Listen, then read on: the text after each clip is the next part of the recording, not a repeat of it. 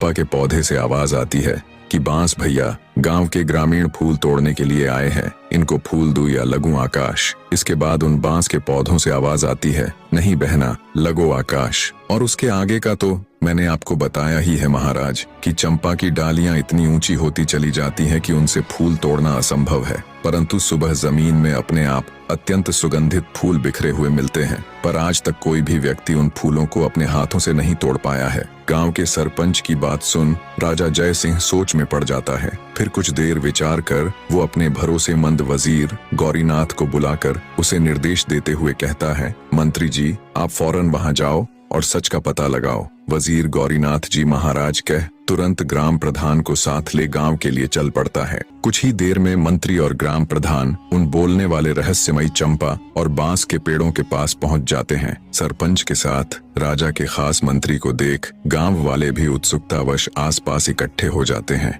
मंत्री जब घोड़े से उतरकर उस चंपा के पौधे के पास जाकर देखता है तो उसे बिल्कुल उसी अवस्था में पाता है जिस प्रकार गांव प्रधान जी ने दरबार में राजा को बताया था। बांस के पेड़ों के बिल्कुल बीच में खड़ा चंपा का पौधा अपनी अलग ही छठा बिखेर रहा था। उसके फूलों से उठती भीनी भीनी खुशबू से कुछ देर के लिए तो मंत्री जी भी मदमस्त हो जाते हैं। तंद्रा टूटते ही उन्हें राजा का आदेश याद आता है तो वे उस चंपा के पौधे के पास जाकर जैसे ही उसके फूल को तोड़ने के लिए अपना हाथ आगे बढ़ाते हैं, तभी चंपा के पौधे से मानव आवाज आती है जिसे सुनकर मंत्री ठिठक कर रुक जाता है। चंपा का पौधा बोला, हे बांस भैया, हमारे मंत्री जी मेरे फूल तोड़ने आए हैं, इनको फूल दूं या लगूं आकाश। तभी बांस के पौधों में से एक साथ आवाज आई, ना बहन चंपा, लग जा आकाश। ये तो वही मंत्री है जिनके ऊपर हमारी माँ की जिम्मेदारी थी, पर ये उसमें पूरी तरह विफल रहे, इसलिए ये आपके फूलों के कतई हकदार नहीं है बहना। बिल्कुल स्पष्ट और साफ आवाज में पौधों की वार्तालाप सुन मंत्री एकदम सन्न रह जाता है। उसके आश्चर्य का कोई ठिकाना नहीं था। हक्के बक्के खड़े मंत्री के देखते देखते चंपा का पौधा आकाश में जा लगा। ये देख एकदम सुन्न खड़े मंत्री के पूरे शरीर में सिरहन दौड़ गई। गांव वाले भी खड़े खड़े ये पूरा तमाशा देख रहे थे। तभी बांस के पौधों से आवाज आती है, जाइए मंत्री जी और अपने राज कार्यों को देखिए, आप किसी इंसान की जिम्मेदारी लेने के योग्य नहीं है। मंत्री भौचक्का खड़ा बांस के पौधों को देखता हुआ सब सुन रहा था। आगे बांस का पौधा कहता है, मंत्री जी, राजा महाराज तो युद्ध में चले गए थे, उनके बाद हमारी माँ की देख रेख का दायित्व आपका ही था, और कुछ नहीं तो कम से कम हमारी माँ के भी उन्हें किसी बात की कोई परेशानी तो नहीं, पर आपने तो उनकी कोई खैर खबर तक नहीं ली। बांस के पेड़ों की आवाज सुन हैरान खड़ा मंत्री विचार करता है कि ये पौधे बोल कैसे रहे हैं और इतना सब कैसे जानते हैं। वो सोचता है, बात तो बिल्कुल सही कह रहे हैं, मैंने रानी राजलक्ष्मी की कोई सुध नहीं ली। ये सोचकर मंत्री आत्मग्लानि से भर उठता है। सोचा, ये तो उससे बड़ी भूल हो गई।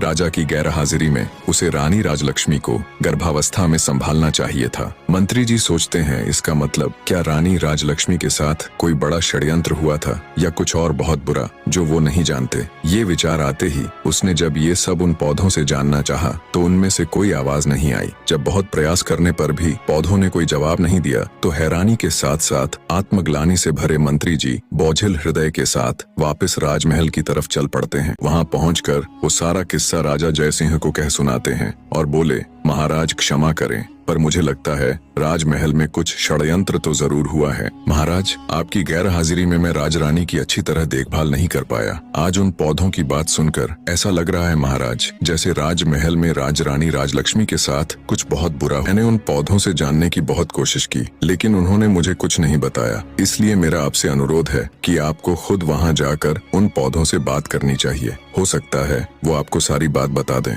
भरोसेमंद वजीर गौरीनाथ की पूरी बात सुन राजा जय सिंह कहते हैं, ठीक है मंत्री जी, हम वहां अवश्य जाएंगे और साथ में अपनी 6 रानियों को भी लेकर जाएंगे। राजा की बात सुन मंत्री जी बोले, महाराज, मेरी आपसे एक गुजारिश है, मैं छोटी रानी राजलक्ष्मी को भी अपने साथ वहां लेकर जाना चाहता हूं। राजा बोले, ठीक है मंत्री जी, आप ऐसा कर सकते हैं, पर वो दुष्ट मेरी आंखों के सामने न आने पाए। इस राजा जय सिंह अपनी रानियों के साथ आकाश चंपा का रहस्य जानने के लिए निकल पड़े। सबसे आगे रथ में राजा और उसकी पटरानी चल रहे थे। उससे पीछे वाले रथ में राजा की 5 रानियां और पीछे भी अन्य कई प्रमुख सभा सदस्य साथ जा रहे थे। राजा से आज्ञा ले चुके मंत्री ने रानी राजलक्ष्मी को अपने परिवार सहित बड़े आदर से पालकी में उन्हें बिठा दिया था। राजा का काफिला कुछ समय में गांव के बाहर पहुंच गया। वहां पहुंचने पर जंगल के बाहर गांव की सीमा पर वो अपना पड़ाव डाल देते हैं। कुछ समय विश्राम कर सभी आकाश चंपा के पौधे के पास पहुंच जाते हैं और उसके चारों तरफ घेरा डालकर बैठ जाते हैं। आज भी चंपा का पौधा अपनी सामान्य ऊंचाई पर खड़ा लहलहा रहा था और चारों तरफ अपनी खुशबू बिखेर रहा था। सब लोग उसकी खुशबू से सराबोर हो उठे, पर राजा तो चंपा के पौधे के रहस्य को जानने के लिए बेताब था।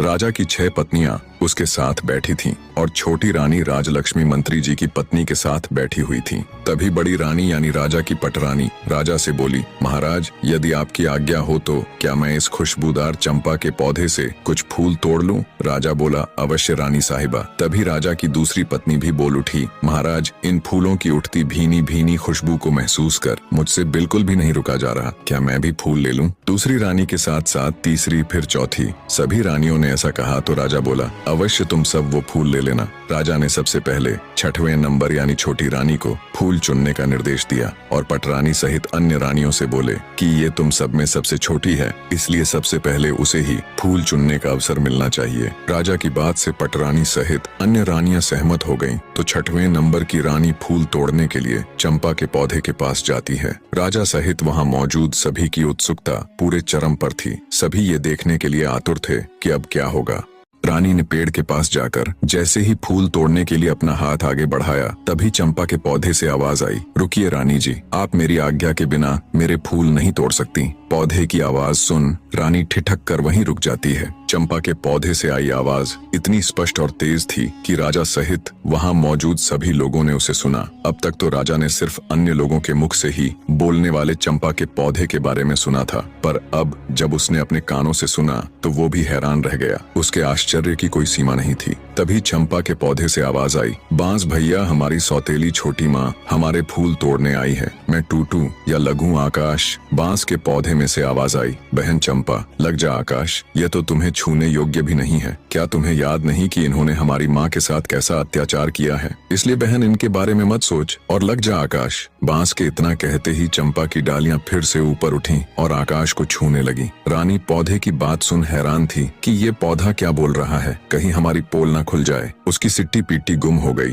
रानी ने सोचा, फूल मिलना तो भाड़ में गया, यहाँ तो हमारा ही किया कराया उजागर हो रहा है। निराश हो चुपचाप वो एक चोर की तरह वापस आकर अपने स्थान पर बैठ गई, दुखी हृदय के साथ खुद में ही खोई। रानी राजलक्ष्मी के कानों में जब सौतेली माँ नामक शब्द पड़े तो उसके भी कान खड़े हो गए। चंपा और बांस की सारी बातें सुन उनका हृदय विचलित होने लगा। राजा सहित अन्य लोग भी सारी वार्तालाप सुन हैरान थे, पर किसी की समझ में अब तक कुछ नहीं आ रहा था। 6वें नंबर की रानी के आने के बाद 5वीं, चौथी, तीसरी और फिर दूसरी रानी भी हार मानकर अपने स्थान पर बैठ गई। जब किसी को चंपा का फूल नहीं मिला तो राजा की पटरानी अथवा बड़ी रानी चंपा के पौधे के पास गई। चंपा का पौधा अब भी आकाश में लगा हुआ था। पटरानी बोली, सुनो चंपा के पौधे, मैं इस राज्य की महारानी और महाराजा की पटरानी हूँ। इस राज्य में जो कुछ भी है उसके ऊपर हमारा अधिकार है, इसीलिए चंपा अपनी डाली को नीचे झुका और मुझे फूल तोड़ लेने दे। इस बार चंपा की डालियों से आवाज आई, भैया बांस, हमारी सौतेली माँ हमें फूल देने के लिए चेतावनी के साथ धमका रही है और हमें अपना आदेश मानने के लिए कह रही है। तुम क्या कहते हो, हमें इनका आदेश मानना चाहिए या नहीं?